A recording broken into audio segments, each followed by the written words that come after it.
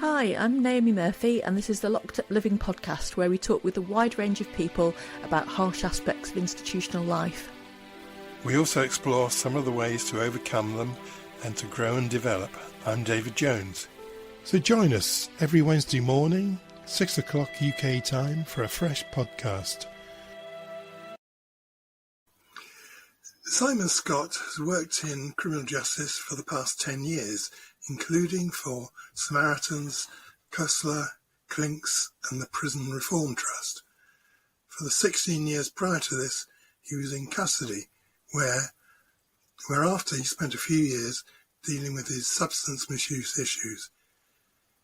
He then took advantage of open university opportunities and read a lot of books and ran around exercise yards.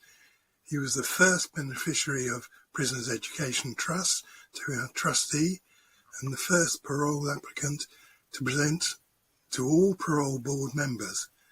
He's completing his PhD at Nottingham Trent University, examining the experience of men serving life sentences in the community following release from prison, and for those of their family members and friends. He currently works for User Voice as a business development manager. Good to welcome you. Thank you, David. Hi, Simon. Really Hi, good Naomi. to see you again. Glad you could join us. Simon, could we start with perhaps thinking about whether preparation for parole prepared you for life in the community? That was a tongue twister, sorry. Yeah, so this is a subject that I thought a bit about in a prison service journal article on it a few years ago. And for me, I don't think preparing for parole helped me prepare for life in the community.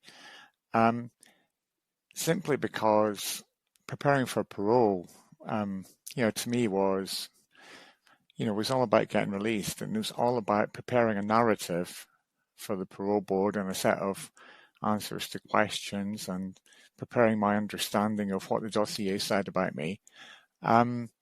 And although I'd been in open prison for 3 years at that point and worked in the community for 2 years, 6 days a week, it was just so focused on the kind of needs of the parole board, the need to kind of perform this narrative that was going to answer questions that allowed me to be released under the supervision of probation.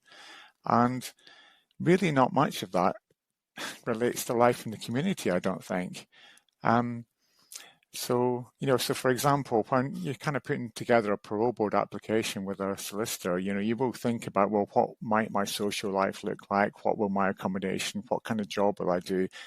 But it's all done from, a position of isolation, having been in prison for 16 years at that point, having previously been a drug addict for a decade. So not really have ever been a fully functioning adult, free in society, free in the community. It's kind of difficult to imagine what life will be like.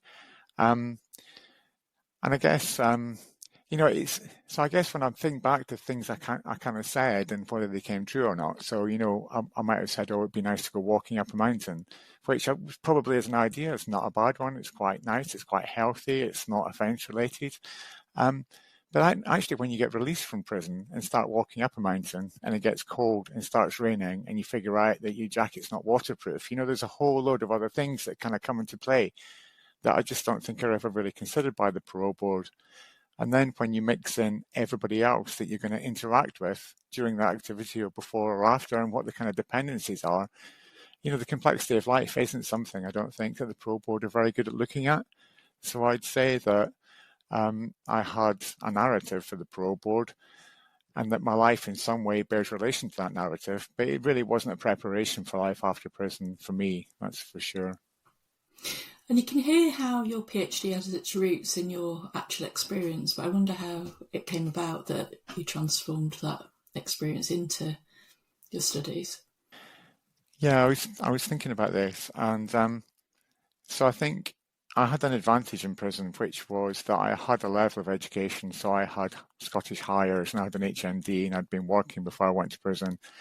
And so quite quickly, the sort of social life of prison which at the time, I think in the early 2000s, involved talking a lot about Big Brother and watching kind of this new reality TV and spending evenings just watching crappy TV programs. I kind of disengaged from quite quickly and ended up reading lots of books and doing some studying. So I got, at the time, you could just carry on doing Open University in prison, and I ended up with a first-class honours in maths and a first-class honours in English after about 8 years. So when I got released, and I guess I did that because I was kind of bored by TV. I'd never been to uni. I was kind of good at maths. I always liked books, but I hated English at school. So I just kind of took them on as a kind of challenge. So when I left prison, I left with 2 first-class honours, which meant that, I could establish that I had some academic credentials, albeit only as an undergrad.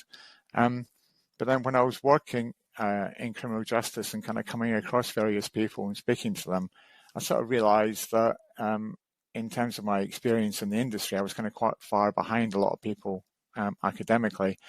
And I met and spoke to people like Fergus McNeil and Ruth Mann and Jason Moore, who kind of opened up to me the possibility of doing a PhD. And because I had these 2 first-class honours, I didn't need to then do a master's. They would take me on to a PhD qualification without a master's in criminology or psychology. So kind of encouraged by Fergus and Ruth, I put together a proposal and went around the country kind of speaking to various academics looking for a home. And I guess a PhD, because this kind of issue of the parole board and what this process of this life sentence in prison does for people, what it does for society, and how it kind of works in practice was something I was kind of fascinated around, and thinking about things like desistance theory or psychological theories and how the things are related. So I put this project together, went around the country, and then eventually met Professor Belinda Winder and Nick Blagden at Nottingham Trent University. And they seemed really open to working with people with or without convictions. So they'd done some work with someone who was serving a mandatory life sentence previously. And they just kind of had this openness and this way of being that I find really engaging.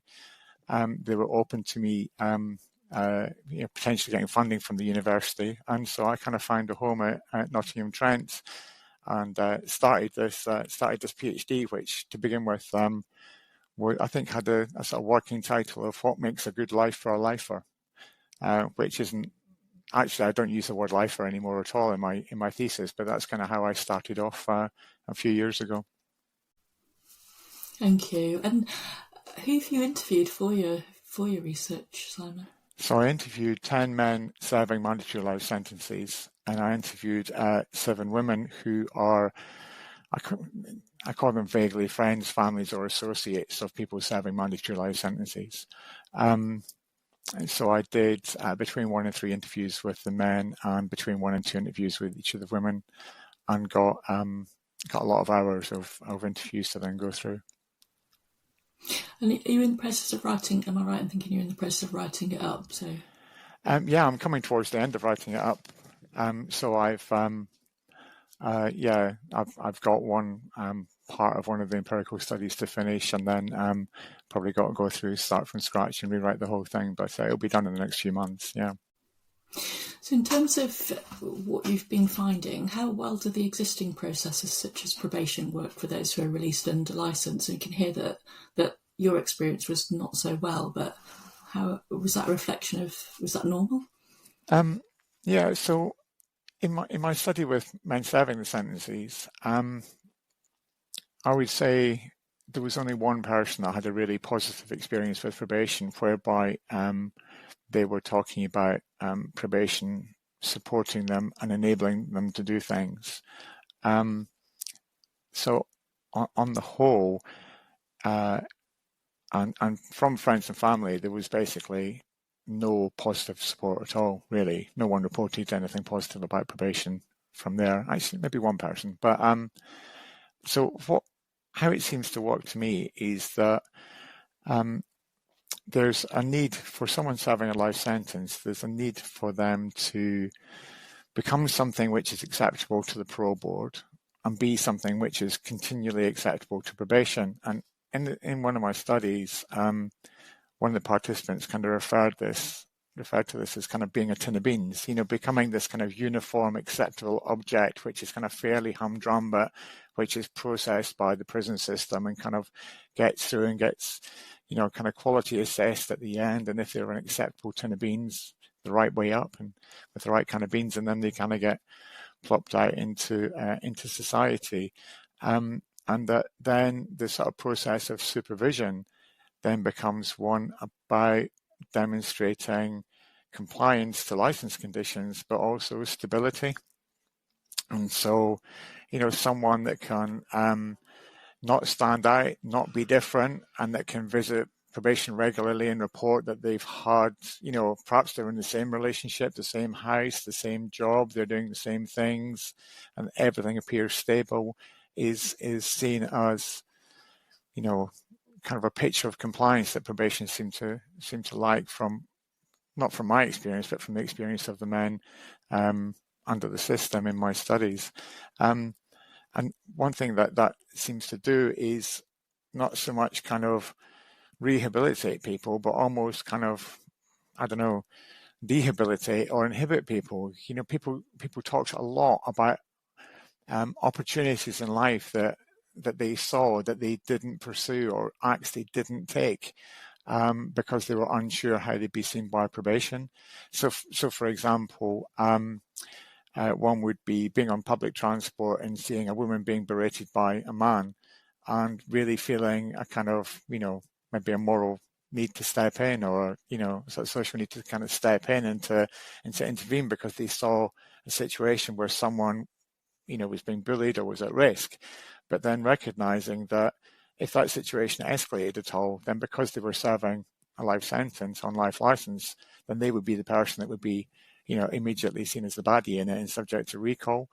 And there was quite a lot of people that had, a desire to make a difference in situations that didn't act, because what they wanted to do was demonstrate stability, demonstrate compliance, demonstrate no difference from the last month to probation.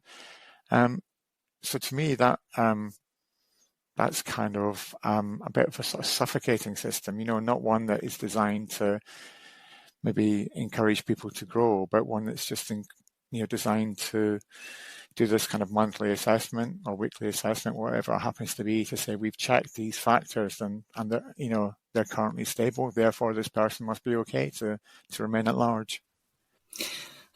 When you were talking, Simon, it sounded very much like there's an expectation to continue in quite an institutionalised way beyond having been actually in an institution. That sense of having to be the same, rather than any sort of respect or valuing of individuality, and each person's own idiosyncratic personality, needs, life ambitions, I guess. Yeah, I think that's I don't know if that's a reflection of a kind of a wider sense that the criminal justice system works best for people that are a certain colour or speak a certain language or act in a certain way or a certain sexuality, but it seems to make sense to me that there's a kind of one uniform way of being that is acceptable, which is pretty white, pretty middle class, really, and that and that's the thing that the system finds easiest to deal with. Yeah, I know when I was working in Whitemore with a colleague, Des McVeigh, I think he felt quite strongly as well that it was a very feminised view of how men should be, because obviously so many of the psychologists, probation staff are female, that it was almost like a feminine perspective on the world perhaps takes on a more of a life than it ought to in a balanced society. Yeah, it's also potentially possible to argue that's no bad thing, right? Maybe that, but it does strike me that the whole, and I know a couple of psychologists have looked at this, but the whole kind of dynamic where, men are telling their stories to younger women, there's some kind of dynamic that's going on there that I don't, I think there's a whole load of stuff that should be kind of reflected on, and the extent of which, so say in London jails, which are predominantly younger black men, far more so than the population, that quite why they think that then a psychology system that's run by young white women would be one that kind of makes sense is kind of just beyond me. It's and quite often working in this sector, I look around the charities and the extent to which the charities are largely run by white people with a predominance of women, and kind of think, I mean, I'm not blaming the problem in the criminal justice system on the white female psychologists that are within it, but I think it's something that should be asked more, to be honest. Yeah. Mm-hmm. Yeah, I mean, I think across most industries, we'd say if there's more diversity, there's going to be a benefit of that, but also you want the system, the industry, to reflect the population in some way. And I wondered, Simon, how easy it was to access any support that you might need when you're released. You spoke about people wanting to perhaps try different ways of being, but not being able to. But is it easy to check things out or get the support that you might need to live a life afterwards? I think it's not easy, and I think that I think there's an idea from a lot of people being released from prison that probation will provide a lot of things for them. Certainly things like support around, say, accommodation in particular, and that people typically serving life sentence would be released on approved premises. And I know there is the CARS 1, 2, 3 accommodation available, but in terms of moving to a permanent address, that's not something that probation are going to be able to provide for people after prison. And of course, there's also a need to get approval for the address. And so in my research, it seemed that sometimes probation got a bit confused as to what was required in terms of approving addresses. So, for example, one of the participants went to buy a house, and during that process, they'd asked if he'd disclosed to the vendor that he was serving a life sentence, and of course he hadn't. So probation took upon themselves to get in touch with the vendor and say the person you're selling the house to is, on life license in the community, at which point the person pulled out the sale, just because that's kind of how people react to things. So certainly accommodation seems to be something that's really difficult. And of course, access to private rented market is extremely difficult for people. Maybe partly around issues to do with insurance. It's very difficult to get insurance. Buy-to-lets often will refuse people with convictions and say it's a condition of the mortgage that they don't have someone with a conviction in. I'm not sure how true that is, but that's what gets reported. Accessing jobs can be really difficult. One of my participants talked about working as self-employed, which is a lot of people advocate is a route for people being released from prison, but being self-employed and then having different contracts that he was working at, he might get a call late one evening saying, "Can you be in London tomorrow morning?" And so it would be difficult to get permission to stay away from home. But then if you've got to get permission to work for that person, again, that's not going to happen overnight. So, in common with a lot of other people, what he would do is he would not tell probation very much about where he was working and just take jobs on an ad hoc basis. But then he was kind of really struggling with this ad hoc work that he wasn't really getting permission to do, and kind of suffering from thinking about, well, is this all going to fall down as soon as kind of probation find out about it? Not that any of it was risk related. It's just that, he had these two conditions that he was kind of skating around and not really complying with. So jobs is tough, accommodation is tough. And then your kind of relationships as well can be really difficult and kind of lacking in support. And obviously, a partner or a relationship and friends are a really vital source of support. But then people that are in that situation kind of report how they become this sort of magic bag of holding all the problems, because the person on license then will tell them a lot of difficult stuff that's going on for them, which they just somehow have to hold, because it's very likely their friends or colleagues or family are not going to understand this quite difficult situation that the partner is living in. So any kind of emotional stuff that's going on for the partner is kind of offloaded to their partner, who then just has to hold it with no support. And a lot of people talked about that even to the extent of feeling that the person serving the life license was in need of mental health support, but they were really terrified to kind of seek that or to recommend that they sought that because the person was scared that if they went to the doctor and talked about mental health problems, that this would be reported back to probation, would be seen as risky. And so, a lot of the time, people were kind of like bottling up problems.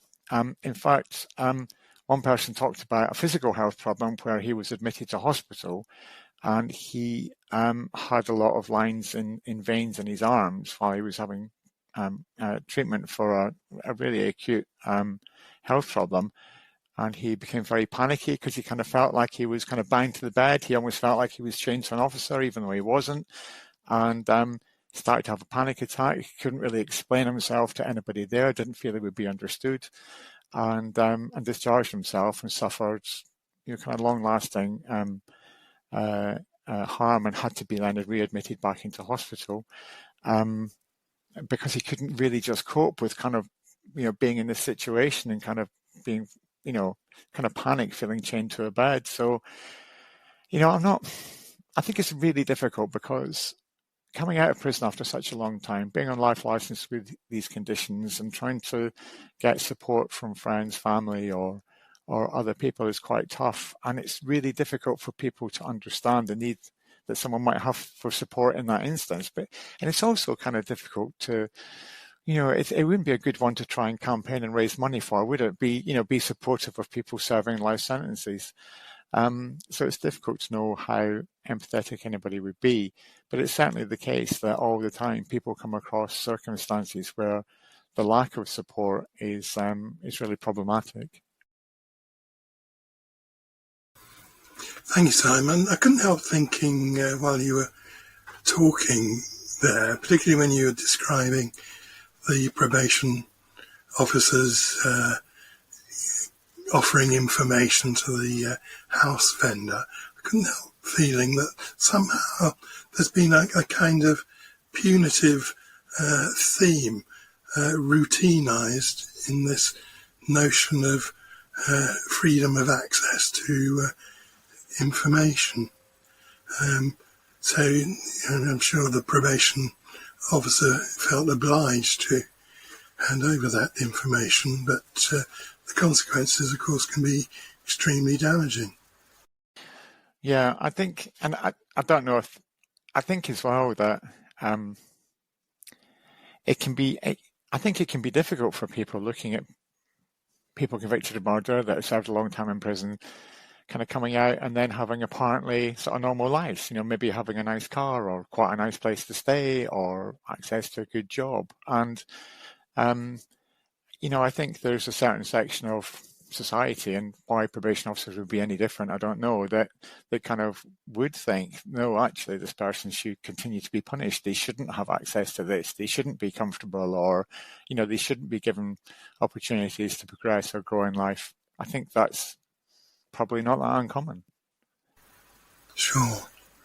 So in the journey you've been describing, did you find much acknowledgement of psychological growth and development, say in the parole board or later on even?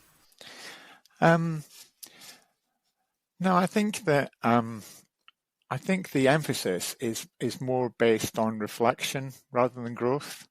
So I think what's quite typically demanded is that someone shows reflection on their past misdeeds, on their conviction, on the index offence, and that can kind of, fairly frequently and continually articulate that to show that they are humble, to show they're penitent, to show they're remorseful, but typically to kind of to show that they have this acceptable understanding of the narrative that led to this offence, because that's seen as protective, right? I don't know what evidence there is to say that is protective, but it's generally seen as protective. And so I think this idea of kind of growing or, kind of getting to the sort of self-actualization on Maslow's old triangle or pyramid or whatever it is. It's something that's not kind of part of the picture at all. But to me, it's something that's kind of inherently human, isn't it? That, it's human to progress, it's human to grow. But for example, the kind of minimum that someone on life license will spend on probation supervision now is 10 years. But someone on probation supervision that complies will quite quickly be on the sort of maximum allowed period between, appointments, with a set of conditions that are not going to change. And so you could quite easily go for, say, 8 years, reporting once a month against, conditions that are not changing at all. And there isn't really an idea in that, is there, of actually over an 8-year period, you might expect those conditions to change or to be given more latitude or to have to report less or do it in different ways. But essentially, it's just kind of this static period that goes on until supervision potentially is stopped. So growth seems to me to be something that doesn't sort of figure in probation at all. And in terms of the parole board, it's much more about looking back, I think, than it is about looking forward, which is kind of strange because when you look back, the harm has been caused, right? It's only the future which you can have it's only the future which you can have an impact on. Yeah. Earlier on, you were talking about the development of a script in relation to the parole board. And it reminded me of a film I saw last week called Sing Sing. I don't know if you've seen it yet. It's a drama set in Sing Sing. And it's about acting and about an acting group. And at the one person's parole hearing, the chair of the parole board asks him, this all sounds very good, this acting group. Is there any acting going on in this room now, today? And of course, in a sense, there's bound to be.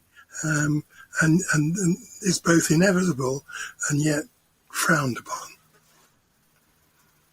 But if someone, say someone who's come from a chaotic past and has had all kinds of difficulties dealing with, life's ups and downs and has responded to that violently, if they learn to act and say the right things, and included in that is acting in a way which is not violent and isn't taking substances and is getting a job and being nice in the world, but they're acting, I mean, who could tell the difference anyway?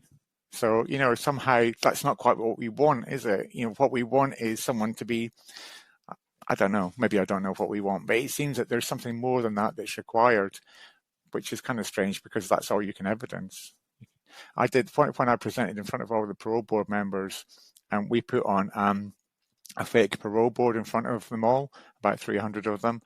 And during it, I did this sort of thing where I gave them my inside thoughts as well as I was kind of getting the questions. We got them to ask the questions as if it was a parole board panel, and I gave them my kind of inner thoughts as well, which was, I did think after that day, I better hope I never find myself in front of a parole board ever again, because no one's ever going to believe a word I say.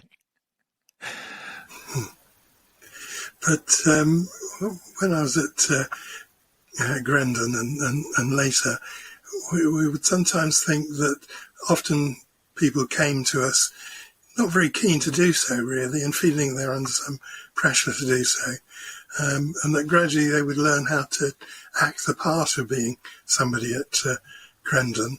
But over a period of time, often years, that would become ingrained. It would become a part of them anyway. Perhaps you can tell me that was nonsense. Well, so I started to run when I was in prison, and I always felt like a fraud. I felt like I wasn't a runner, and I after I got released, I completed a few marathons, and even then, I kind of didn't ever really feel like a runner. But who's to argue that that I wasn't a runner? It's kind of nonsense, isn't it? That what I'm doing, I'm interacting with the world, what I'm giving out to the world, is the only thing that you are, right? It doesn't really matter what you think inside. It matters about what you're putting out to the world. Good. So, Simon, we know people who have strong relationships are less likely to offend. What support is given to help people repair or strengthen their relationships with friends and family?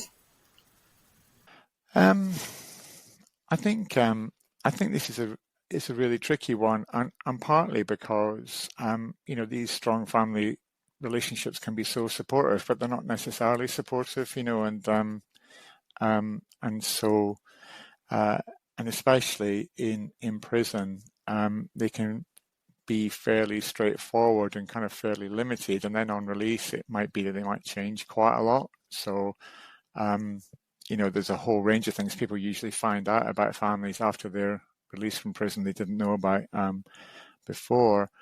I think in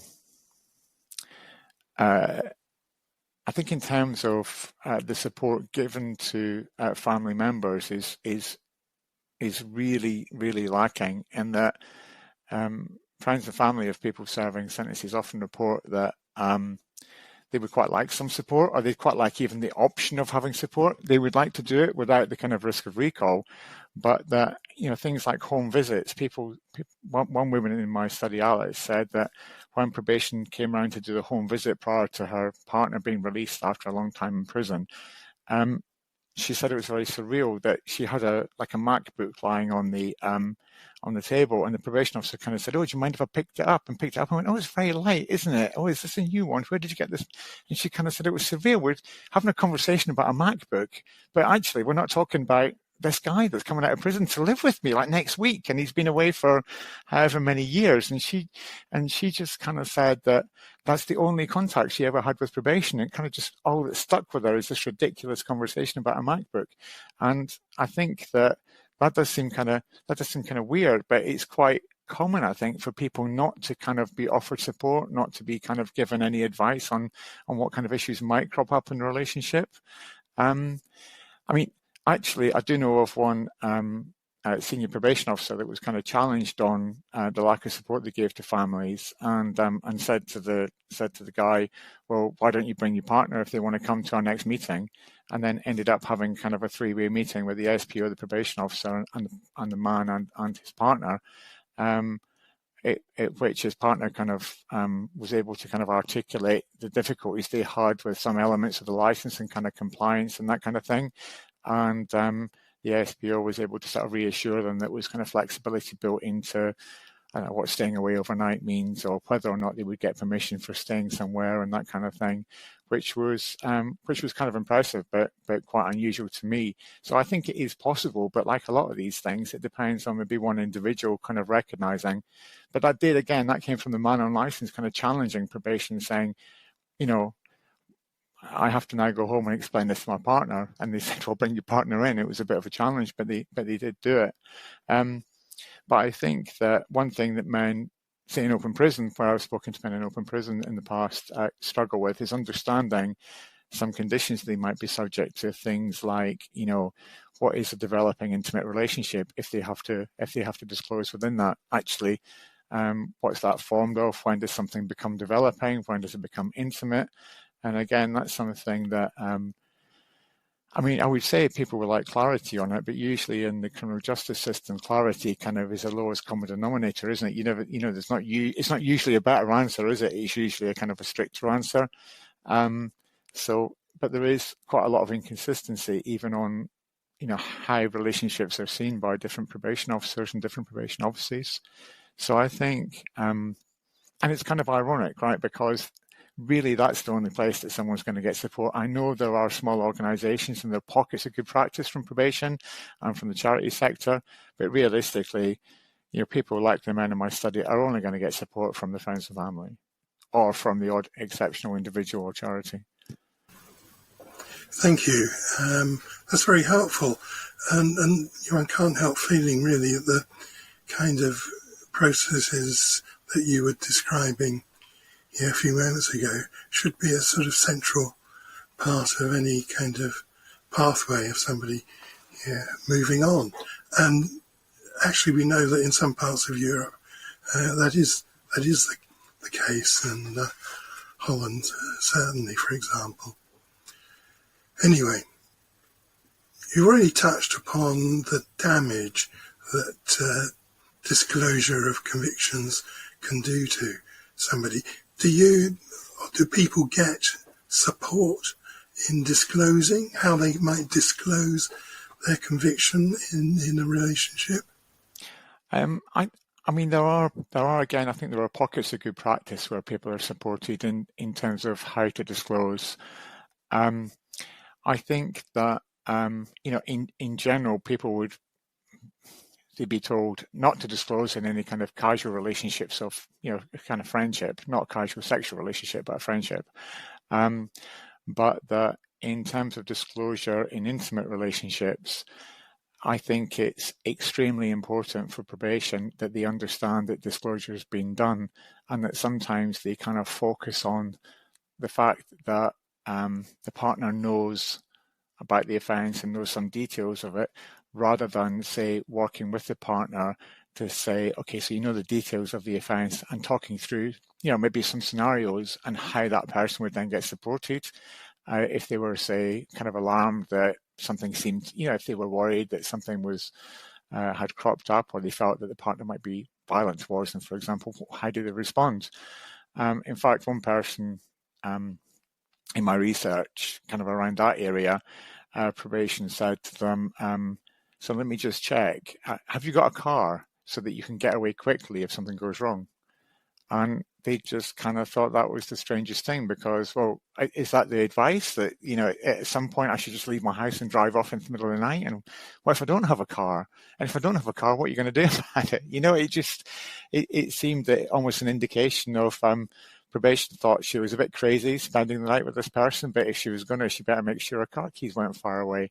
That's the sort of opposite to support, I'd suggest, It makes you wonder how much support probation officers actually have for preparing people for these kind of conversations. Yeah, I do wonder about it, because it's just, okay, so one thing I will say is that the men in my study, so the mean time they've spent since being released is 8 years. So some people have been out quite a long time. The shortest was about a month, but most have been out quite a long time. It may be things have changed quite a lot over the past 8 years.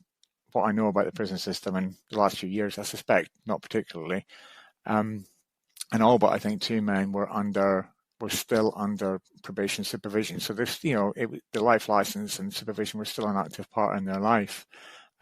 One of the men actually, who had a small child that his partner gave birth when he was in Cat D, he did get support with working with social services to ensure that he got access. Well, the access to his child was, properly managed, and all the boxes have been ticked. And he was the only person that really found his probation officer completely supportive. It's not a necessarily a representative sample, but my experience is that mostly these things are pretty tricky.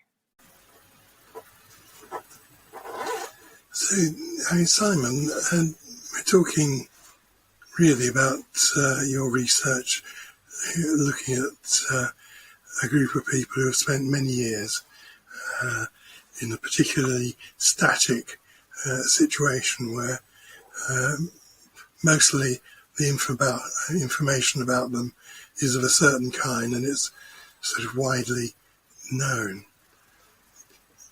The move from being inside to being outside is a major shift, not just in the kind of factual circumstances, but in the way that people view themselves in relation to others. So what kind of psychological support is given around people developing and managing their identity after their release from prison? Yeah, I was kind of thinking back to this, and there used to be. I did a drugs course in 2001, and part of that was to ready for me release, and I had to develop a picture of the new me, which I think is a psychological tool that was kind of used back then. And I don't know where that kind of came from or how long that lasted, but I do remember doing a collage of what my life would look like after I was released, sitting in prison 14 years before it was possible for me to get released. And actually can't think of many ways in which there's kind of been I do remember at Grendon, people would talk about ways of being that they would have and be challenged on it by kind of group members. But again, that was all by guys that hadn't been released in the situation. So, it's pretty difficult to figure out how you're going to be, who you should be. And I think, I really think that there should be much stronger advice on things like changing names on, often this might be seen as kind of manipulation or avoiding kind of consequences of things. But I think for a lot of people, the advice on, say, changing names and having a new identity and how to be within that identity is something that would be just really sensible and protective. But, every time that, and it's usually someone really high profile that would be given advice on that kind of thing, it ends up in the newspapers, doesn't it, as somehow they're getting away with things because they've kind of changed this identity. So people don't tend to do that. And people kind of report, say, being in a workplace where most people don't know their conviction, kind of sitting there thinking, well, if it comes out, then I know what I'll do, or coming up with an identity themselves so they can. So sort of cultural things happen when you're with people that don't know your history. So they might say, "Oh, I just remember London 2012," because it was so kind of big for the country. And then, so where were you? And people then have to kind of invent some sort of lie to fit in with everybody else's kind of cultural memory, which is a bit weird. Or people might say that they'd lived abroad for a while, or kind of if they had lived abroad, they might extend that by 20 years so they could kind of have a way of kind of filling this gap in their life, or even a gap in a CV. Which isn't as advisable, but people will kind of make up a narrative because in general the truth is not something that people would want to share or would be acceptable to share. And the other thing is as well is that it's difficult to know in telling people about your history whether or not that person's in a place where they're able to cope with that. Actually, if that person is informed enough to understand what it is you're talking about. And these seem to me to be loads and loads of questions that really just don't come up in any kind of practical way, but which form a part of everybody's life when you speak to them about the reality of living life after a long prison sentence, or living life on life license, or living life with the kind of conviction they've got. But it's not something the system seems. I don't know. I guess it is a tricky one because there's a need to be seen to kind of. For people to take the consequences. And in some ways, people will see the creation of a new identity as avoiding the consequences. I'm not sure it is, but... You're raising some really interesting questions, because I think even the name change sounds simple, but I know women who've changed their surname when they've got married and had a really strong reaction to it and said they felt like the old them was dead because they'd adopted this new name. And so I think it's something that sounds simplistic, but actually psychologically can be quite challenging. And I know when I was working inside, and actually this comes up even in therapy now with people who haven't offended, that I think partly what happens when people experience a lot of trauma and neglect and so on is that actually they're not able to be the person they were intended to be when they were born. We all have, as innocent babies, have we should have the right to live in circumstances that allow us to emerge as healthy adults. And often it's the circumstances within which people have been raised which have stopped that. So they haven't really been the real them. They've been a distortion of the real them. And I think therapeutic processes can help people reconnect with the integrity of themselves, if that makes sense, so that they can actually emerge as who they were intended to be. But I don't know that really gets enough. We did think about that, but I'm not sure that that's the norm within sort of the criminal justice system generally, for people to think about who they were intended to be and how they allow that identity to emerge. Somebody who may have offended, but that isn't all that's there about them. They might also have the capacity for lots of goodness, that to recover their wholesomeness, if you like. I don't know if that makes sense. Yeah, I think I remember in Grendon, this is probably more of a thing than anywhere else in terms of kind of people's identity, who they are, and also, the person that they're not. So particularly with relation to kind of children or the family members, the sort of dad, which they might be biologically, but which they effectively aren't, and how they kind of handle that, and I think that in particular for people being released from custody, the place that they have in the family and kind of how they fit back in is very, very complex, because maybe your nephews have gone from 5 years old to 25 years old, and you can't just fit back in there and have a relationship like you would have done. So I think it's really tricky, and again, it seems to me that the really complex, emotionally difficult things in life, which everybody in my study before they were convicted reported having problems with, right? So we know the kind of history of these men is that they really struggle with this difficult stuff in life, because that's why they ended up in prison, to be simplistic about it. But that when they come out, it's only the kind of simple version of life that's kind of dealt with by the criminal justice system, and the more complex stuff outside of being in Grendon, and people should be released from Grendon, right? Going back into the prison system from Grendon is ridiculous, but that's a whole other thing. But the system's not really set up to deal with that complex stuff, which is where, if problems are going to crop up, they're likely to be, right? So you have people that have got this emotional difficult stuff. They're probably over-reliant on one individual that has nowhere to support them. And, once a month they kind of present this happy, smiling face to probation, because otherwise they're going to jail. It seems to be just ridiculously simplistic. Thank you, Simon. So, I feel that I keep asking you questions which you could easily just reply, not much to. So Sorry. It's not your fault. It's the situation. But instead, you've been giving us some very helpful and erudite answers. So thanks a lot for that. So here's another one of them. Many people in prison felt that they didn't belong in society before they offended. They felt liminal. Now, I've been dying to use that word for ages. They felt on the edge of things. Is there any support to achieve a greater sense of engagement or belonging? Well, I think support is available. So I think one thing about prison is that, for a lot of people that like you say, didn't really feel part of things, there is an opportunity in some ways to feel part of things in prison. In terms of kind of group activities or kind of just this shared experience that people are going through. They tend to kind of create groups, but of course those are pretty much terminated on release. Even if everybody gets released at the same time, they would be terminated because continuing relationships that are developed in prison would be seen as risky by the system. I think that also a couple of identities I thought about. People in prison. So listeners have this identity where they are effectively working for the Samaritans. Students can have this identity where they're Open University students.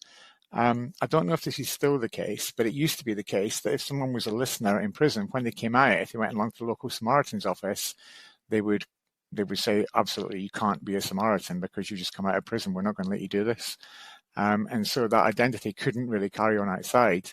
And similarly, certainly it used to be the case that the Open University ID given to someone studying in prison, and when they come out, they can't even log on to the online system with it because it's a prison-only ID. And so there is this kind of weird thing where these quite strong, really kind of protective and nourishing activities and identities and group memberships that are available in prison are really difficult to carry on afterwards.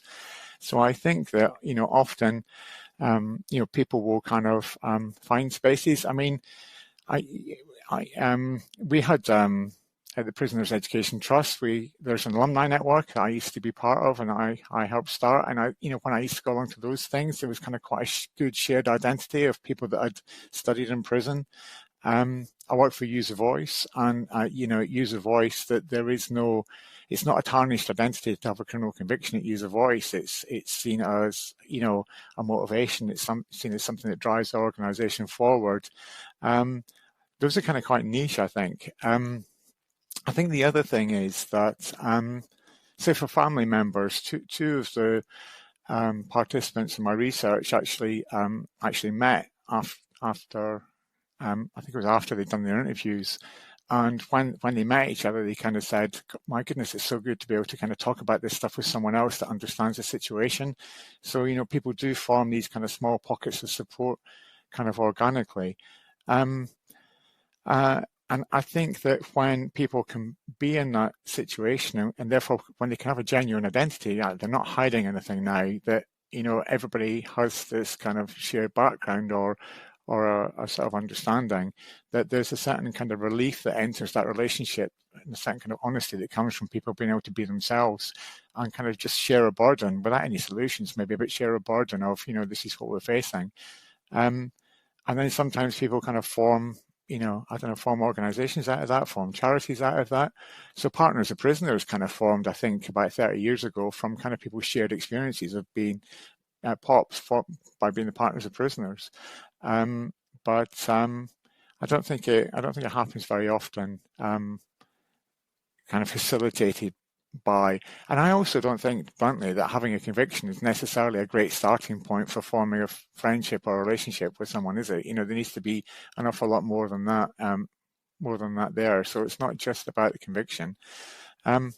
Maybe some religions, maybe being part of something on a religious basis might be an option for some people, I think.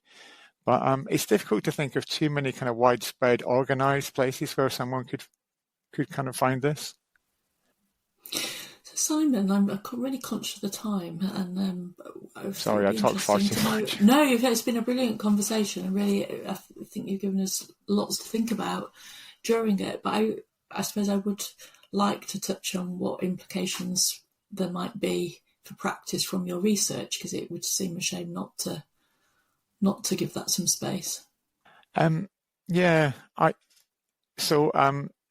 So my research is qualitative, right? So the implication for research, for any qual research, is there needs to be more research, which is, I think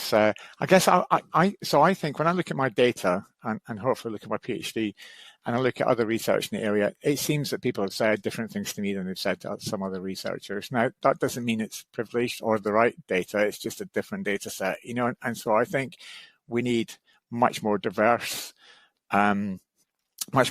research, kind of outside of research or research coming from different places in this area. I think though that there are such glaring holes in our prison system, in the system of probation. Okay, so they're both really understaffed. The staff are not valued enough.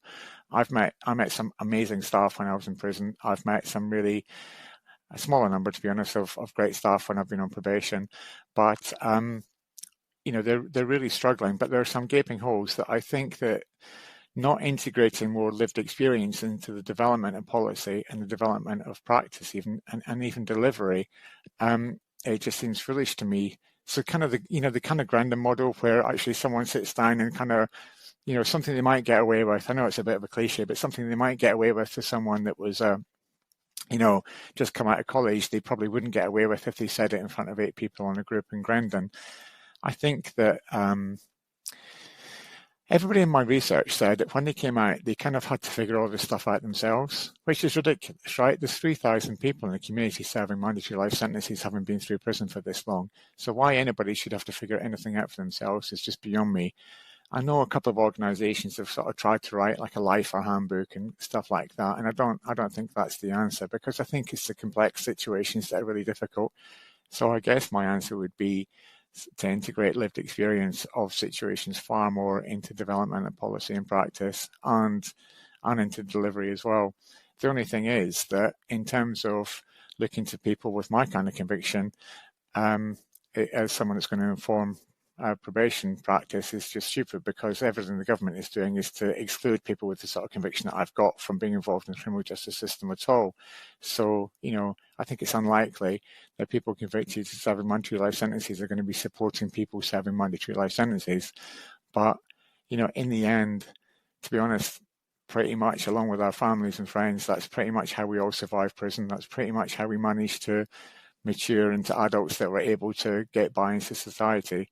And so why you think that that support isn't appropriate for people continuing to live outside, I just don't know. So I hope, although there isn't much positive that comes out of my research about the lives of these men and the families, that at least it can be seen that if someone in my position can do this research, and present it in a way which is putting forward, reasonable arguments and not demanding too much. It might be seen as that's a source of wisdom as a whole that should really be used to inform the system more. But I don't think that's going to happen. Thanks very much, Simon.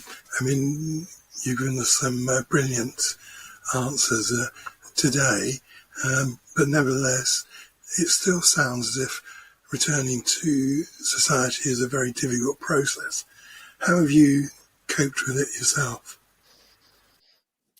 I think that's the key. I don't think I have coped with it myself. I think I've coped with it with family and with some people who, I won't name check them, but that bluntly, 25 years ago, I put through them and other people put them through incredibly difficult moments in life for them to survive, and that they were able to survive that and support me through prison and continue to support me now.